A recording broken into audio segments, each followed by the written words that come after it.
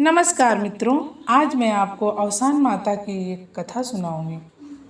तो बोलिए अवसान माता की जय। एक नगर था, वहाँ का एक राजा था। उसके कोई संतान नहीं थी। बहुत ही दुखी था वो। रानी भी बहुत दुखी थी। बहुत रानी को इतना दुख था कि वह अब राजपाट में रुचि लेना भी उन्होंने बंद कर दिया था। उनको यह शोक सता रहा था कि उनके मरने के बाद उनके राजपाट का क्या होगा, उनकी प्यारी प्रजा का क्या होगा। रानी इसी चिंता में हमेशा बीमार रहने लगी। फिर एक दिन क्या होता है कि रानी की जो दासी होती है वह कहीं से बृहस्पतिवार को दुर्दुरिया जो कि अवसान माता जी हैं उन्हीं का प्रसाद लेकर कहीं से आती है। तो रानी पूछती हैं, दासी आज आपने कहाँ देर कर दी। दासी कहती है, हे रानी, मैं क्या बताऊँ, आज मुझे दुर्दुरिया का न्योता मिला था, अवसान माता का न्योता था जिसे मैं मना नहीं कर सकती थी। इसीलिए मैं वहाँ पर चली गई और वहाँ पर पूजा पाठ कथा सुनने में और भजन कीर्तन होने में मुझे समय लग गया। और मैं आपके लिए भी प्रसाद लाई हूँ, क्या आप मेरा प्रसाद ग्रहण करेंगी। रानी ने कहा, क्यों नहीं, क्या मैं भी जानना चाहती हूँ यह अवसान माता की कथा या यह अवसान माता के बारे में कृपया मुझे भी बताइए दासी। तो दासी जो है रानी को पूरी पूरी कथा बताती है कि कैसे कैसे मैंने वहाँ पे पूजा किया, कैसे कैसे उनकी महिमा है और उनका गुणगान बताया।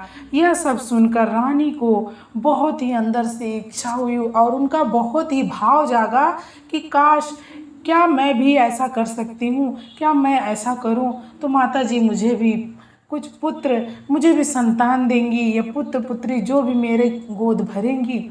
ऐसा ही सोचते सोचते उनके मन में भाव आया।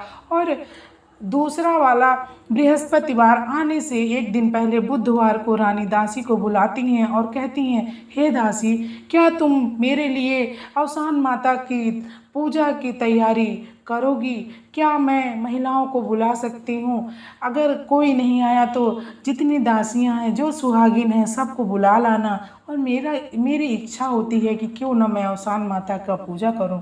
इस तरह दासी भी बहुत खुश थी कि चलो, रानी माता को कुछ तो खुशी हुई, कुछ तो उनके चेहरे पे मुस्कान आई। इस तरह रानी ने सबको बुलाकर अपने घर पे इस पूजा का बढ़िया से व्यवस्था करवाया और सुहागिनों को बुलाकर खूब अच्छे से पूजा पाठ किया। और घर में जो है खूब खुशी खुशी से उन्होंने कथा सुनी और सिंदूर चढ़ाया और माता जी की पूजा करके उन्होंने सबकी विदाई करी। और क्या होता है, अवसान माता का चमत्कार देखिए, उनको उसी 9 महीने के अंदर उनको पुत्री की प्राप्ति होती है। पुत्री बहुत ही सुशील और सुंदर होती है। जब उनके घर में पुत्री पैदा होती है तो वो रानी ने मानता रखी होती थी कि माता, अगर आप मुझे मेरी गोद भरेंगी आप तो मैं ज़रूर यह पूजा रखूँगी। और इस तरह रानी फिर से उस पूजा को करवाती है। लेकिन बहुत जब रानी की पुत्री बड़ी होने लगती है तो राजा को चिंता होती है कि अब तो पुत्री मेरी बड़ी हो रही है, उसके लिए मुझे वर ढूंढना चाहिए। राजा नगर नगर ढूंढता फिरता है लेकिन उसकी पुत्री के लायक कोई उसको सुयोग्य वर नहीं मिलता है। इस तरह राजा भी परेशान और रानी भी परेशान। अब राजा के मन में यह चिंता सताने लगी थी कि अपनी पुत्री की शादी मैं कहाँ करूँ। बहुत ढूंढने के बाद राजा को एक नगर में एक बहुत ही गरीब परिवार का एक लड़का होता है जो कि राजा को नदी के किनारे मिलता है। राजा उससे बहुत ही प्रसन्न होते हैं और उसका स्वभाव, उसका गुण देख के राजा को यह होता है कि यह लड़का मेरी पुत्री के लिए सुयोग्य वर है। और राजा उस लड़के के साथ अपनी पुत्री की शादी को तय कर देता है और बोलता है कि पुत्र, मैं तुम्हें अपना दामाद बनाना चाहता हूँ और तुम मुझे ज़रूर संतुष्ट करोगे, मेरी पुत्री को तुम ज़रूर खुश रखोगे। इस तरह से उस लड़के को राजा अपना दामाद बनाते हैं और शादी हो जाती है। चूँकि लड़की जो है बहुत ही कम उम्र की होती है तो राजा बोलते हैं कि 5 साल में हम अभी शादी कर देते हैं और 5 साल में लड़का भी थोड़ा बड़ा हो जाए और अब कुछ करने लग जाए या सुयोग्य हो जाएगा तो मैं अपनी लड़की की विदाई करूँगा, क्योंकि मेरे इकलौते संतान है, मैं अभी उसको इतनी जल्दी विदा नहीं करूँगा। इस तरह से राजा 3 साल शादी को बीतते हैं और रानी की पुत्री जो है वह विधवा हो जाती है। वह लड़का कहीं पर जाता है और नदी उदी में डूब जाता है। जब यह खबर रानी को मिलती है तो रानी बहुत ही उदास हो जाती हैं।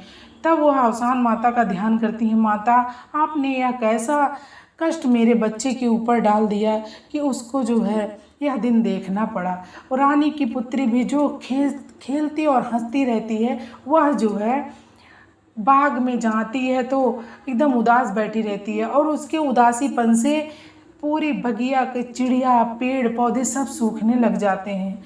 इसके बावजूद भी रानी की पुत्री जो है वह रोज़ एक कलश में पानी भर के नीम के पेड़ के नीचे रखती है चिड़ियों को पानी पीने के लिए। लेकिन चूँकि रानी की पुत्री की उदासी की वजह से पूरी बगिया की चिड़िया फूल पौधे सूख गए और वहाँ पंछियों का आना भी कम हो गया। तो फिर वह पानी 1 दिन भरा 2 दिन भरा कोई नहीं पीता, लेकिन वह भर भर के मटका वहाँ रखती थी। एक दिन अवसान माता को उधर से गुजर रही थी, उन्हें बहुत ज़ोर से प्यास लगी हुई थी। उन्होंने देखा भरा मटका पानी और आई और गट गट करके पी गई। जब रानी की पुत्री आती है, देखती है कि मटका तो पूरा खाली पड़ा है, हाय किसने मेरा आज पानी पिया। फिर वह दूसरे दिन रखती है, फिर वही होता है। अवसान माता को वह पानी इतना मीठा लगने लगता है कि वह प्रतिदिन जब उस रास्ते से गुजरती है तो वो मटके का पानी पी लेती। रानी की पुत्री के मन में विचार आया कि आज मैं देखती हूँ कि कौन मेरे मटके का पानी पीता है।